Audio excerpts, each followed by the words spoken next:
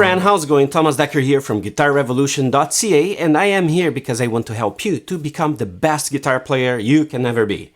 In this video here, I'm going to be breaking down a little bit of the solo that I did in the beginning of this video, and I'm going to show you a few tools that I find essential for a great solo. Okay, this is inspired on a video I watched where Mateusz Sato and Tim Pierce, the legendary Tim Pierce, were jamming. I'm assuming they were just jamming there, and one was playing the sequence of the chords, and then while the other was soloing, and they take turns like that. I say that they were jamming because it feels like they're just throwing ideas out in the air. Like there's so much information they're throwing in that improv that is amazing. But I took a different approach here. I wrote very quickly a solo for the same chord changes, same idea, right? Same scale, which is B major, G sharp minor. And I'm gonna break down what I did here, or my train of thought behind, and the techniques that I used on that solo, all right? Just before we break down, I want to invite you to click the link below, and if you want to bring your guitar playing to the next level, get these tools that I'm going to be teaching you here with more detail. Just download my PDF. It's a guide, and it's not only a list of the tools that I'm using here, but it's also a guide. So I have lessons for you for each of those tools for you to bring your guitar playing to the next level. So very practical, very to the point, okay? Completely free. Just click the link below and enjoy. Bring your guitar playing to the next level. All right, now I'm gonna zoom in and I'm gonna break it down. Let's do it. All right, so what's going on the backing track here is based on the B major, G sharp minor. And it's based on this chord here. When you play B without barring your finger one. Okay, and then what goes on is he just plays with the bass note holding this chord. So he starts with the G sharp, go to E, then go to B, and F sharp. And on F sharp, he changes the pinky with the middle finger. So, right? And it keeps on going in a loop.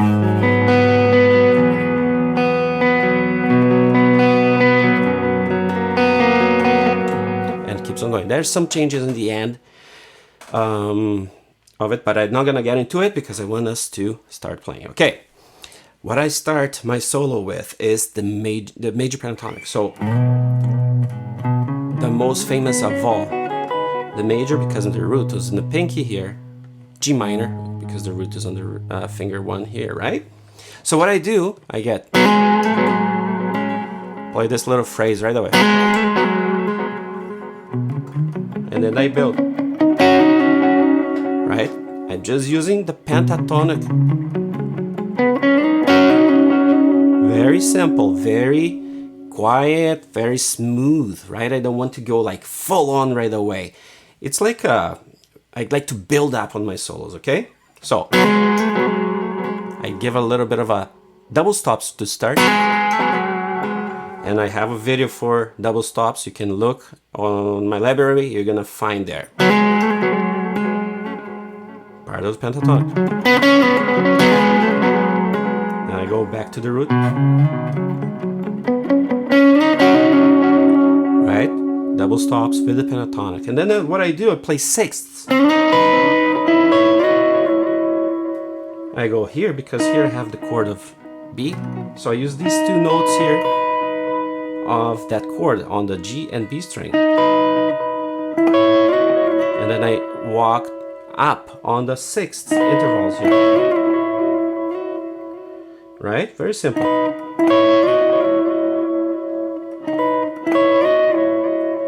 Again from top.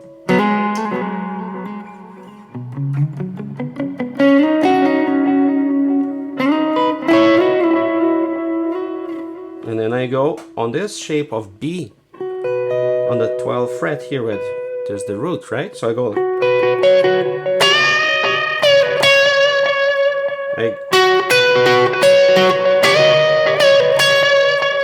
and starts to build, right? Start to give a bend right here. Articulation is very important on my solo here, right? This is very staccato, but here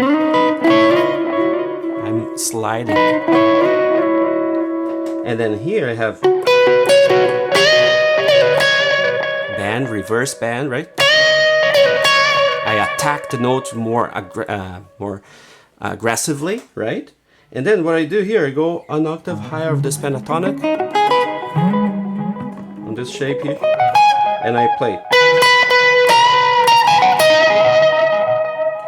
So I play the note B, the octave, B, and a seventh,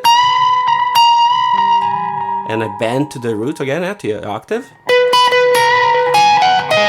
Go back on the pentatonic, and a phrase of the pentatonic again, right? So again, from here, and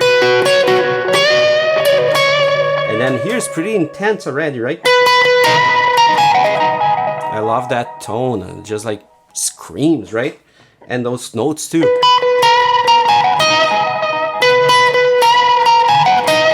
So this note here is almost like a pedal, right? To the pentatonic, and then I think I run over a little bit of the scale, and when the chord changes to the, I think it's a C sharp minor, I'm on this, the blues note. Oh, this very pentatonic, right? I just felt like, okay, this is like a turning point, a critical part of the solo. And then what I did,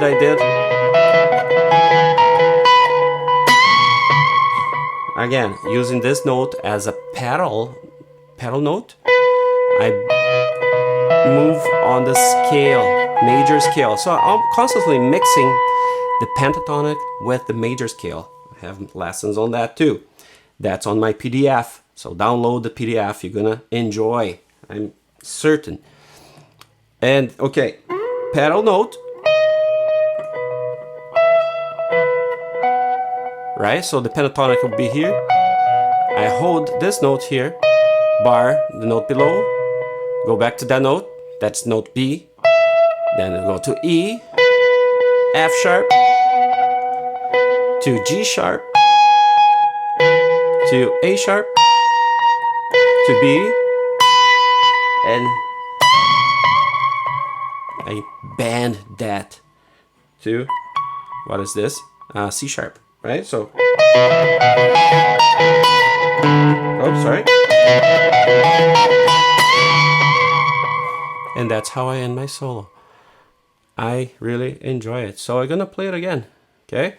For you to take a look. Where are you? Here, okay.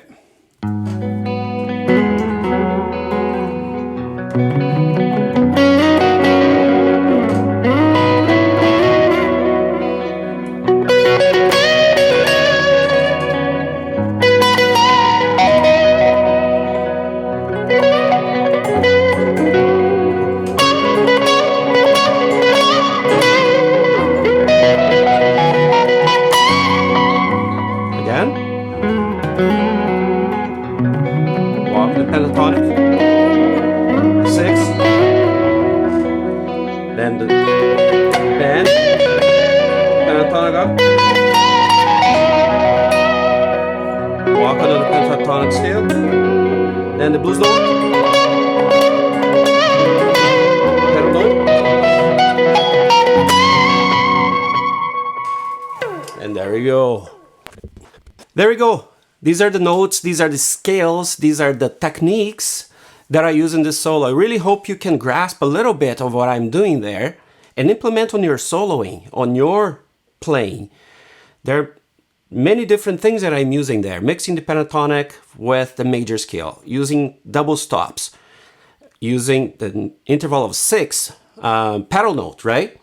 What else? Bending, sliding, reverse bending. Didn't do any two hands on this one. I could have done on the bend. I could have hit the right here.